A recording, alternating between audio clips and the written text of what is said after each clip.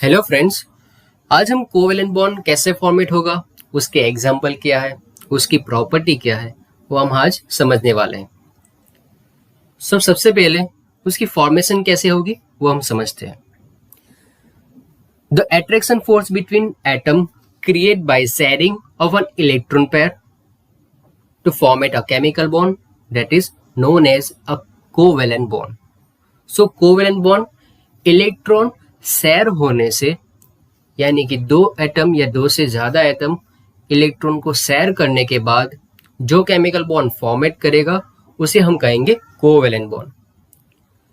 Last video में हमने देखा था आयनिक बॉन्ड में, जहां पे सोडियम और क्लोरीन का जो एग्जांपल हमने लिया था, वह एटम इलेक्ट्रॉन को ट्रांसफर कर रहा था और एनायन और कैटायन वहां पे क्रिएट हो रहा था।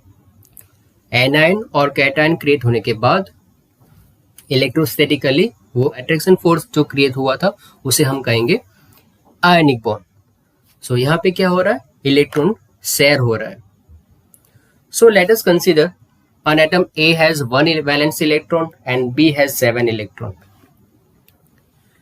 So as they approach to each other, they contribute electron A और B एक दूसरे को इलेक्ट्रॉन शेयर करेंगे।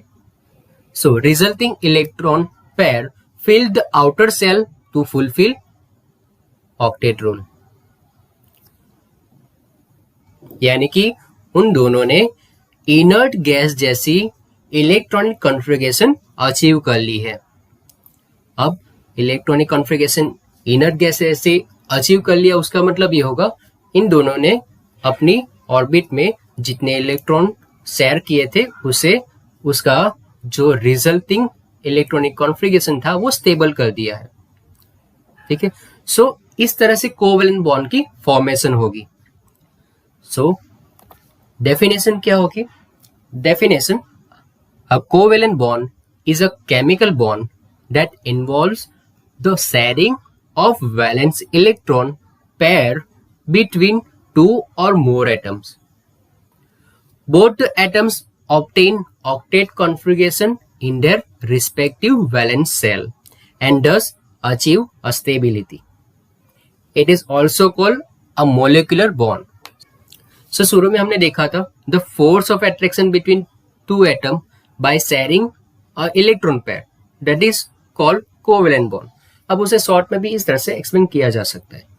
सो ए और बी के बीच में आप लीवाई सिंबल इस तरह से और सिंगल लाइन से हम उसे एक्सप्लेन कर सकते हैं। अब मान लो कि दोनों एटम ने एक एक इलेक्ट्रॉन पेयर शेयर की, तो वहां पे एक एक इलेक्ट्रॉन पेयर शेयर करने के बाद वो सिंगल लाइन से नोटेट किया जाएगा। सो सिंगल लाइन क्या डिफाइन करेगी? उन दोनों के बीच में एक एक इलेक्ट्रॉन पेयर शेयर हुई है। अब मान लो उन दोनों एटम ने दो पेयर शेयर की है, तो हम वहां पे क्या यूज करेंगे? दो लाइन। सो डबल लाइन का मतलब ये होगा कि वहां पे दो इलेक्ट्रॉन पेयर वहां पे शेयर हुई है। ठीक है, अभी जो सिंगल लाइन है उसे हम सिग्मा बॉन्ड कहेंगे। सिंगल लाइन को हम कहेंगे sigma bond.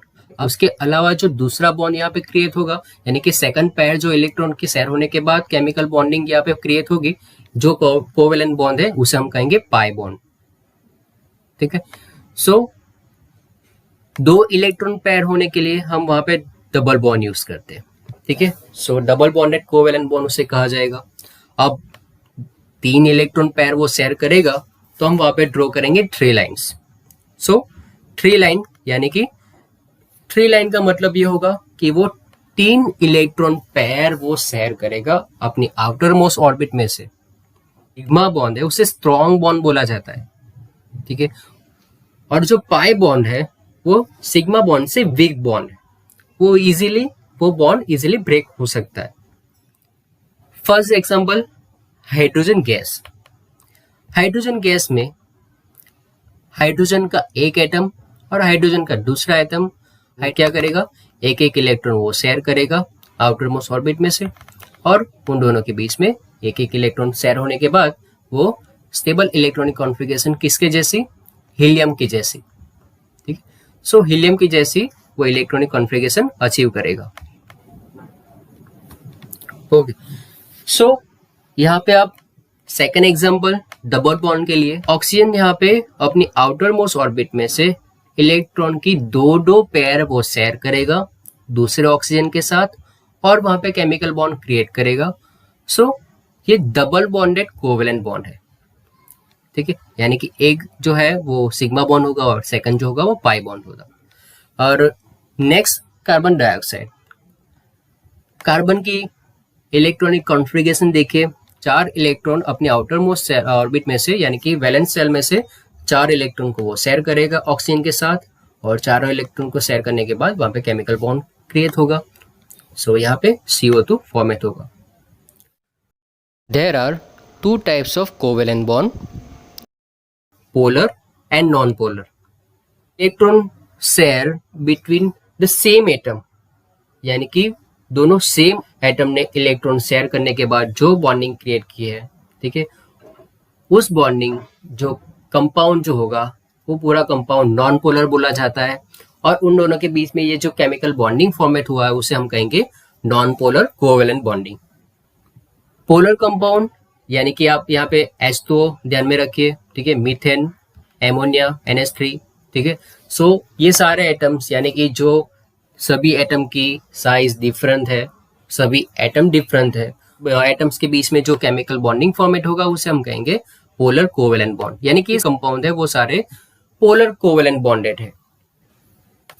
Okay, so characteristics of compound covalent bond की मेनली कैरेक्टरिस्टिक क्या होगी? They are strong chemical bond that exist between atoms. So covalent bond जो है वो स्ट्रॉन्ग केमिकल बॉन्ड कहा जाता है। Covalent bond rarely break spontaneously after its form, यानी कि एक बार कोवेलेंट बॉन्ड फॉर्म होने के बाद वो इजीली ब्रेक नहीं होगा, ठीक है, वो रेयरली ब्रेक होता है। They having low melting point and boiling point. They are poor conductor of electricity. These compounds are soluble in water and organic solvent, but some are insoluble in water. Okay friends, so covalent bond compound की example आपने देखे, जितने भी example आपने देखे वो सारे non metal material थे। सो नॉन मेटालिक मटेरियल के अंदर जो ये केमिकल बॉन्ड फॉर्मेट होगा सो वो कोवेलेंट बॉन्ड होगा। Thank you.